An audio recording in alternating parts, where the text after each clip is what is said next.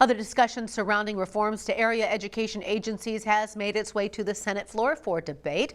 The Senate's version of those reforms just passed with a vote of 28 to 22.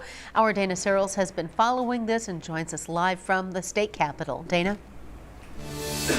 Stephanie, there has been sort of a back and forth between the House and Senate over reforms to these area education agencies, but now we are back to one bill, and that is the Senate's version of this bill. So what just happened was they adopted the House's bill and then did a complete strike-through amendment to implement their own version of the bill. And with that amendment on that vote, 6 Republicans joined the Democrats in voting against that amendment. So the Senate's bill aligns much more with Governor Reynolds' original proposals to area education agencies, and that's what just passed out of the Senate. This gives oversight to AEAs to the Department of Education, and in 2024 there would be no changes to special education services.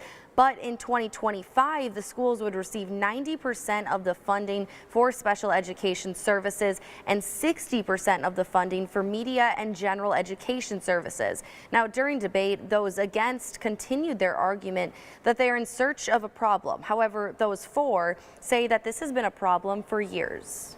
Let's give this a year with a task force to really look at the AEAs and to make a better decision about what's needed, if anything is needed. There are many AEA consultants who have not ever been in our building. If we don't utilize these services, why should we be under a blanket payment to pay for them? The bill will now move back to the House for their approval since, like I said, the Senate proposed a complete strike-through of the House's version, which requires them to send that back to the House. They have to come to some sort of consensus. So tonight at 10, I'll tell you more about the debate and where this bill now stands. But for now, live at the State House, Dana Searles, Local 5 News.